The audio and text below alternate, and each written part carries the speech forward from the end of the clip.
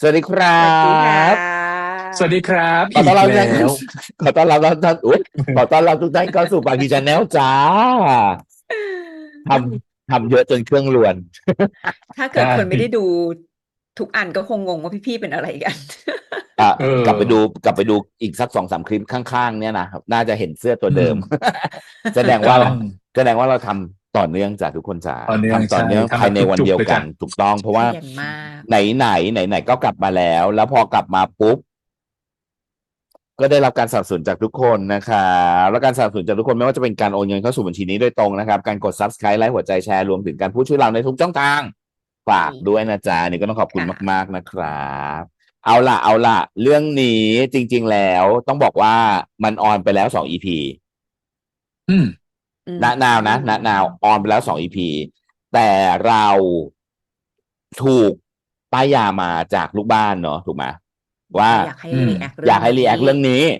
แต่ว่าด้วยความที่เรายังไม่ได้ดู เราก็เลยไปดู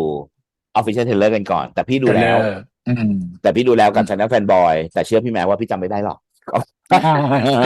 กับ Official Trailer ก็เลยงั้นเราไปดูกันไหมเพราะว่าเราได้ดูกัน3 คนพอดีอย่างนี้ดีไหมโอเคดังได้เลย นั้นไปดูกันเลยจ้ากับThe Series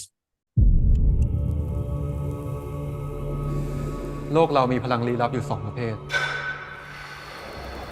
แบบแรกคือพลังฟ้าดิน เป็นพลังที่บริสุทธิ์ถูกต้อง พลังอีกแบบหนึ่ง มันเกิดขึ้นมาอย่างผิดธรรมชาติ ฝืนฟ้า ฝืนดิน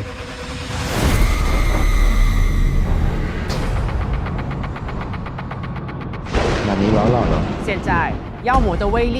占据人们的心。魔力这么大的妖魔，已经好几代人都没被人放出来过。แต่ถ้าเป็นปีศาจตัวนั้นจริงๆ เราจะทำอะไรได้อะ แต่ในฐานะกูอะเพราะเราก็ต้องหาหนทางปะ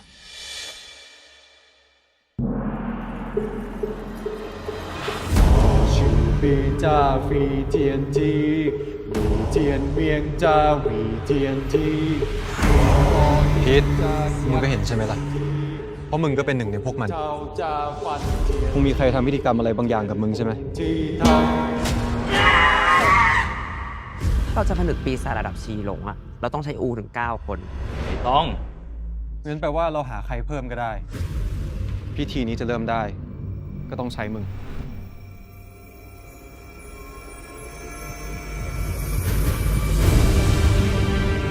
กูน่ะ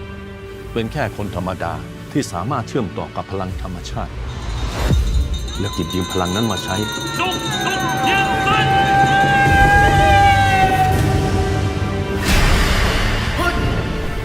เธอกับนิรันดร์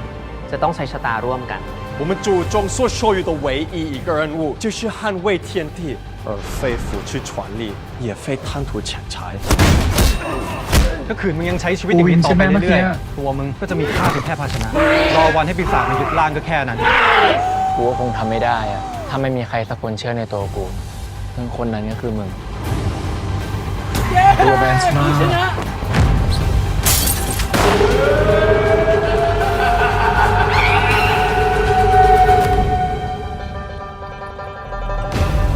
ดารารับเชิญเยอะ ติดตามชม อืม อู่ทุกวันอังคาร เริ่มตอนแรก 5 พฤษภาคมนี้ เวลา 2 ทุ่มครึ่ง ทางช่อง GMM 25 รับชมย้อนหลังที่แรกได้ที่วิว เวลา 3 ทุ่มครึ่ง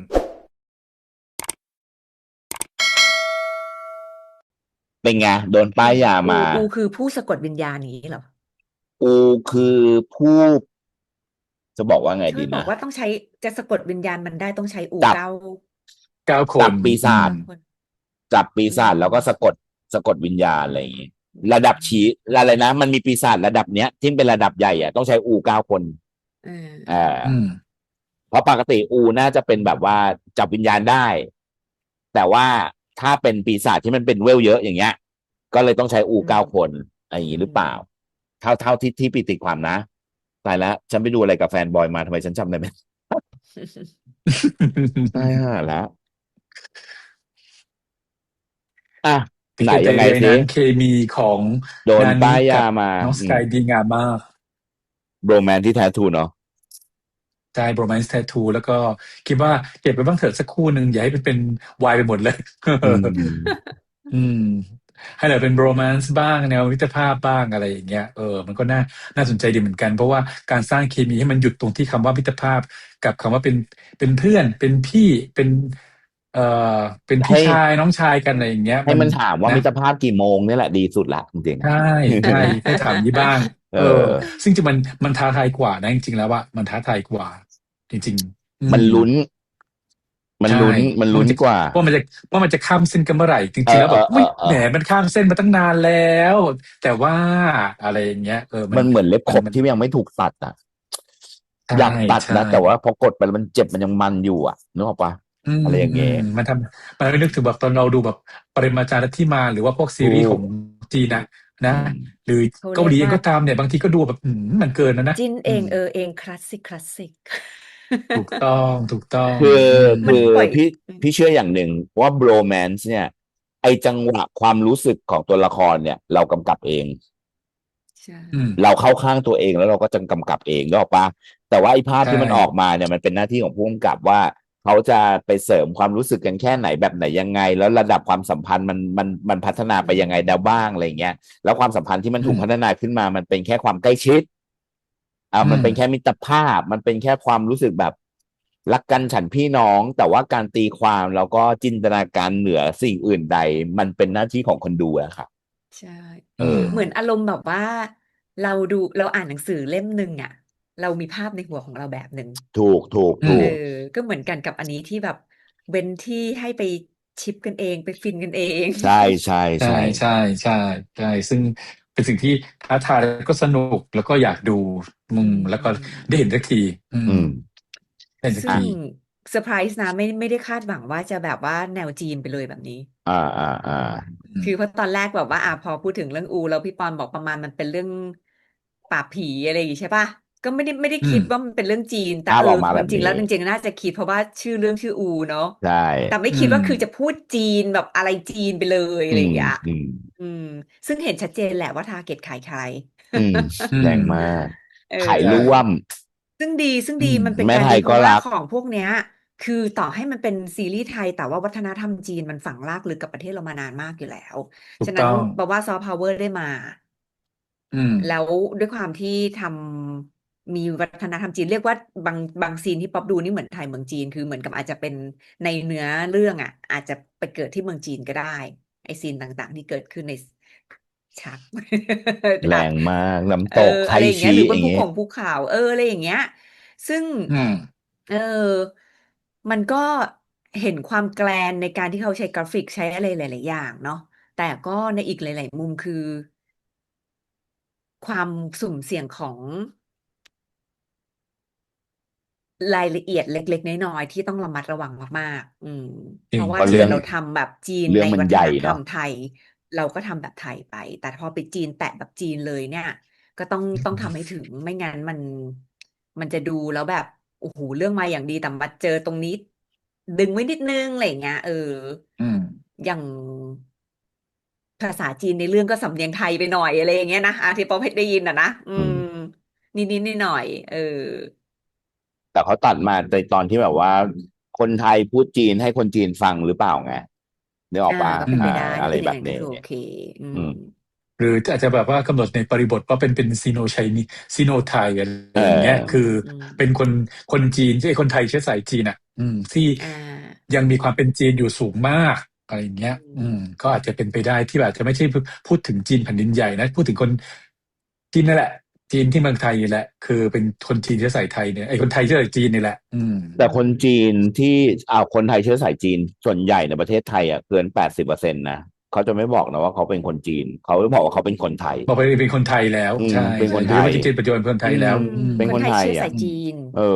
แต่เขาก็จะไม่ใช่แบบว่า Chinese born อเมริกาอะไรอย่างเงี้ยไม่ใช่นะนึกออกปะคือไปประเทศอื่นเขายังมีความเป็น Chinese แต่ว่าบอลนั่นบอลนี้อะไรอย่างเงี้ย แต่ว่าพอมาแบบคนไทยเนี่ยเห็นไหมความวิเศษของความเป็นไทยเนี่ยคือ blended ของแท้ ใช่พอพี่บอลพูดถึงเบรนเด็ดคือชอบตรงที่เขามีความปราบผีแบบจีน แต่เราเห็นไอ้พวกตุ๊กตาแบบไทยแบบคุณใส ใส ที่มันมาผสานกันแล้วมันไปกันได้แฮะ แต่จริงๆแล้วคุณใส ลากคุณใส่จริงๆมันมาจากจีนด้วยนะตัวที่มันเป็นตัวหุ่นแบบนี้เหมือนหุ่นพยนต์นะ ก็เป็นไป อื ได้ ม แต่ก็ อืมอืม มันก็ยังมีความรู้สึกว่ายังมีกลิ่นของ ยึด ไท โย ย ง ผสม มี เข้า บ้า มา ง อืมอืม เพราะแบบไอการจุดยันเขาเรียกนะยัน เป่าหู ผ้ายัน อืม จุดฮูอะไรอย่างเงี้ย มันชัดเจนว่าจีนอยู่ อื แล้ ม วอะไร อืม เงี้ย อืม คิดถึงแบบศาลเจ้าจีนไปเลย อืม อื อื ม ม อืม อืม ดี เพราะว่าถ่ายสวย อืม แล้วเขาเรียกอะไร อารมณ์ของภาพอะมัน อืม มาแบบหม่นเนาะ มืด ๆ หน่อย อันนี้แหละ อันนี้แหละ อืม คือพี่รู้สึกว่าอะไรรู้ไหมมืดไปฉันมองไม่เห็น อันนี้ตรงๆอันนี้บอกตามตรงนะ อื คือมันดู ม มิสทรีจริง มันดูมิสทรีจริง แต่ว่าบางซีน อืม พี่รู้สึกว่ามันมืดจนปวดตาในการเพ่งอ่ะ คือจริง ๆ แล้วว่ามันมีความแอคชั่นมันมีพลังของการแสดงในซีนนั้นๆน่ะ แม้กระทั่งซีนกลางแจ้งยังมืดอ่ะ เข้าใจฉันไหม ใช่ ฉันว่า อื นะ ม ซีนกลางแจ้งยังมืดเลย ฉันก็รู้สึกแบบมัน คือไม่รู้ว่าเขาต้องการสื่อว่าคือทุกอย่างมันถูกแบบปีศาจครอบงำอยู่แล้วหรือเปล่า มัน เหมือน ครอบ ตอน งำอยู่แล้วหรื มัน อ เลยอึมครึม อยากให้ อื เห็น ม ว่าแบบว่า อันเนี้ยคือภาพที่นานี้อ่ะเห็นว่าแบบว่านึกออกไหมไอ้ไพ่ปุ๊บแล้วก็เห็นแบบอีความแบบอีพุ่งพวยของกลุ่มก้อนควันมื อื ดอะไรที่มัน ม เห็นแบบ อื เขาเห็น ม ด้วยตา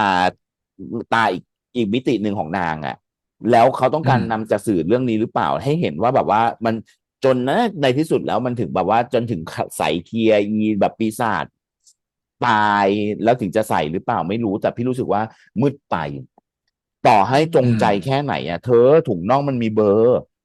เอาเถอะ อืม นึกออกไหมเธอเลือกถุงน่องไม่ต้องเข้มขนาดนี้ก็ได้อะนึกออกปะล่ะคือ อื แบบ ม ไม่ อื ต้อง ม แบบ อืม ทึบขนาดนี้ก็ได้ ส่วน อื ตัว ม พี่รู้สึกว่าเราเสียโอกาสในการเห็นดีเทลเล็ก ๆ น้อย ๆ ที่มันไม่ได้แบบว่ากล้องมันโฟกัสอยู่ในแบบว่าในมุม50ในพื้นที่ 50% ของขอบจอของขนาดจออะที่มันจะ draw อืม attention เราไปได้อะไอ้มุมแบบ มันเห็ ข้าน ง ประ บ มาณ น 30% ที่ชัดอะ เนอะนึกออกไหมฉั อื นว่าม คือ ฉัน เท่า เลือก ที่ ฉันรู้สึกว่า จำ นาง ได้ เลือก มัน ถุง จะ น่อง แบ ผิ บ ดเบอร์ไปนิดนึงแค่นั้นเอง มีความรู้สึกว่าเขา แสงมันจะเป็นวงอยู่ตรงกลาง ๆ ไง จะแดงจะ อื อะไร ม หรือจะมี อยู่ กรา ตรง ฟิก นี้ มันจะรู้สึกว่ากลาง ๆ แต่ว่าในความที่เขาดึงขอบดำมาก ๆ อะ มันให้อารมณ์เหมือนกับดึงแล้วเข้าไปแบบดิ มุด บ ๆ อะ รูอย่า ไป งเงี้ ใน ยเหร โพ อ รง อื เหมือน ม แบบมันเหมือนมีความอึดอัด แล้วก็มีความ อืม มันสร้างอารมณ์ได้ดี แต่ว่าการเห็น 30% ของภาพทั้งหมด ก็ต้องไปดูว่าถ้าเกิดดูเรื่องยาว ๆ แล้ว แล้วอย่างต่อเนื่อง มั อะเนาะ มันจะต อื อบ ม มัน ไม่ เพ จะ ราะว่า ให เอาตรง ๆ เพราะตลอด 2 นาทีที่ผ่านมา พี่ไม่เห็นซีนสว่าง ใน อื ซีน ม สว่างมันยังมีความมืดอยู่ด้วยอะ เข้าใจพี่ไหม ใน พี่ก็เลยกลัว ในซีนสว่างมันก็เหมือนเป็นแสงแบบ ไม่ใช่แสงสว่างแบบ ถู วันฟ้าก เปิดอะ แบบวันเมฆเยอะอะ ก็เลย อื ไม่ ม รู้ไงว่าเขาต้องการสื่อแบบนี้หรือเปล่า เพราะว่าอันนี้มันยังเป็นเป็นด้วยแบบ Fisher Taylor เนาะ นางก็อยากตีหัวเราเข้าบ้านกับ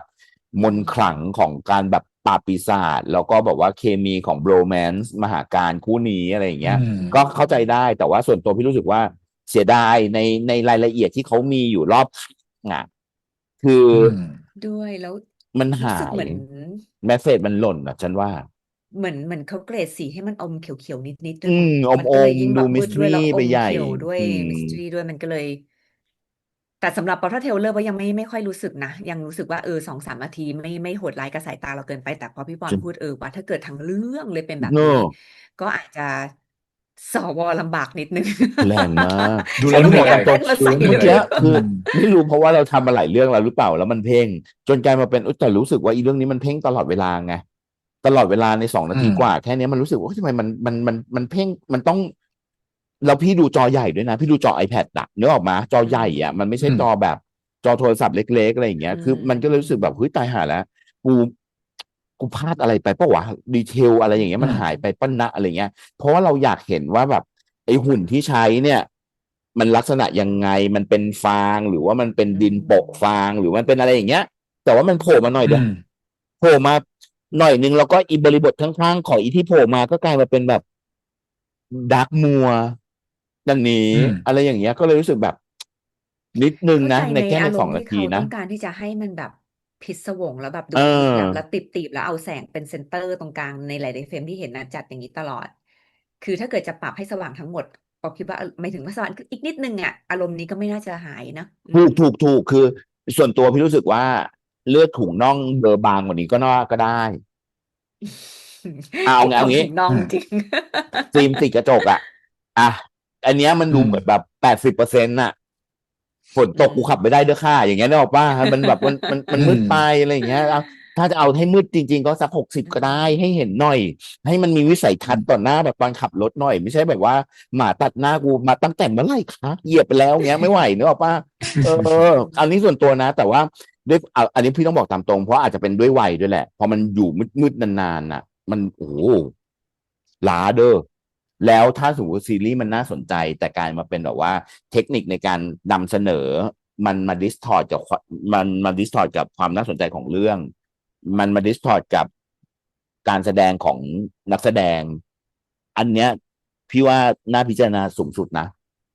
ถ้ามันมาแล้วมันกลายมาเป็นมันเป็นดาบสองคมนะพี่ว่าการใช้เทคนิคเนี้ยและพี่เชื่อว่ามันเป็นเทคนิคนี้จริงๆเพราะว่าตลอด2 นาทีที่ผ่านมาฉันไม่เห็นซีนสว่างที่มันสว่างจริงๆอ่ะแม้กระทั่งซีนแบบภูเขาซีนน้ำตกอ่ะซึ่งมันเป็น outdoor ในแอเรียที่มันเป็นแบบควรจะเป็นแสงพระอาทิตย์จริงๆอ่ะฉันยังรู้สึกว่ามันหม่นเลย ไม่สว่างเลยอ่ะโอ้มันไม่เห็นแบบเดย์ไลท์ที่เป็นเดย์ไลท์อ่ะมันไม่เห็นอย่างนั้นจริงๆอะไรอย่างเงี้ยอันนี้อันที่1เนาะส่วนตัวพี่รู้สึกว่าในการเทียบวิถีเนาะการความเชื่อเรื่องราวเหล่านี้เนี่ยมันเป็นลัทธิเต๋าถูกไหมมันเป็นแบบมันไม่มันในความเชื่อของจีนเนาะมันเป็นลัทธิเต๋าไอ้ที่มันมีความเป็นเซียนมีความเป็นปีศาจมันมีอะไรอย่างเงี้ยอารมณ์แบบพวกเนี้ยที่มันจะต้องมีระดับมีเลเวลแล้วก็จะต้องมีผู้แบบมีแบบหน่วยปรับมานึกออกไหมอารมณ์แบบประมาณนั้นที่คอยแบบเหมือนเมื่อก่อนที่เราจะมีแบบ4 จตุรเทพที่คอยแบบกดทับพญามารตัวนี้ไว้อะไรอย่างเงี้ยแล้วอยู่ๆก็มีคนเดินทางแล้วก็ไปเจาะตะตุ่มของจตุรเทพองค์หนึ่งแล้วเจ็บแล้วก็บกเพ่นขึ้นมาแล้วกลายมาเป็นปีศาจออกไปได้อะไรอย่างเงี้ยอารมณ์แบบประมาณนั้นอ่ะคือส่วนตัวพี่รู้สึกว่ามันย้อนเรื่องราวของประสบการณ์วัยเด็กของเรากลับมากับอารมณ์แบบอย่างเงี้ยอารมณ์แบบซูเปอร์เนเชอรัลอย่างเงี้ยอารมณ์แบบเหนือธรรมชาติอารมณ์แบบอย่างเงี้ยนะกับความเป็นจีนที่เมื่อก่อนฉันจะเห็นแบบผีกองกอยที่อย่างนี้แล้วก็ติดยันสีเหลืองแล้วก็โดดตามกระดิ่งกิ้งอย่างเงี้ยนะซึ่งอันนี้มันก็ต้องแล้วมันย้อนกลับมาแต่ว่ามันย้อนกลับมาในรูปแบบที่มันเท่ขึ้นมันมีสตอรี่ที่แปลกออกไปแล้วก็มันมีวิถีในการนำเสนอแบบมิติใหม่ๆด้วยเทคนิคที่เขามีในตอนนี้เนาะการทำ CG การทำภาพอะไรเงี้ยพี่รู้สึกว่าเฮ้ยอันเนี้ยน่าสนใจมันเป็นวิธีการเล่าเรื่องที่ทำให้เราที่เป็นเจนเก่าเห็นภาพที่แตกต่างกับไอภาพยนตร์จีนผีกองกอยในอดีตหรือว่าแบบว่าเทพเซียนแบบว่าโคมวิเศษเจ้าแม่หัวซานของช่อง3เมื่อก่อนแปลกออกไปจากเดิมนึกออกไหมคือทั้งที่ในความเชื่อมันก็คือในการแบบ moral ส่วนนึกออกไหมคืออันนี้มันเป็นเรื่องของความดีงามที่มันย่อมชนะความนั่นนี่นู่นแต่ว่ามันมี subsequent เป็นเรื่องของโรแมนต์เบาๆเข้ามาผูกเรื่องมาเป็นผู้ดำเนินรายการอะไรอย่างเงี้ยซึ่งพี่รู้สึกว่าอันเนี้ยกิมมิคมันอยู่ตรงนี้แต่เรื่องหลักที่มันเป็นแกนเส้นตรงของมันคือคุณธรรมอะไรอย่างเงี้ยอารมณ์แบบประมาณนั้นแต่พี่ก็ไม่รู้เหมือนกันนะว่าในการนำเสนอของเขาเนี่ยในต่างๆนานาที่มันจะเกิดขึ้นเนี่ยเพราะเราเห็นแบบนี้เรามีเทคนิคเพราะว่าโอ้ยซีจีเยอะแล้วสวยแล้วนะออกมาดูดีนะการเห็นพลังแบบนี้การทำไพ่ที่มันปุ๊บแบบนี้แล้วรู้สึกแบบเฮ้ยมันว่ะมันน่าสนใจดีอะไรเงี้ยแล้วก็กับคนที่เขาสามารถมองเห็นได้ด้วยมิติอีกมิติหนึ่งมันทำให้เรารู้ได้ว่าจริงๆแล้วว่าการอยู่ร่วมในสังคมปัจจุบันนี้ของเราเอาเข้าจริงบางทีตาเนื้อก็มองไม่เห็นนะบางอย่างนึกออกไหมแล้วมันมีคนที่ทุกอย่างต้องใช้ตาเนื้อมองช่องข้างล่างเราสิชัดออกฉันยังต้องใส่แว่นเลย ชิโดน นึกออกไหมคือมันทำให้เราเห็นจริงๆว่าในสังคมปัจจุบันบางทีคนที่เขาบอกว่าอะไรยังไงไหมอะไรเงี้ยเขาอาจจะเห็นจริงๆก็ได้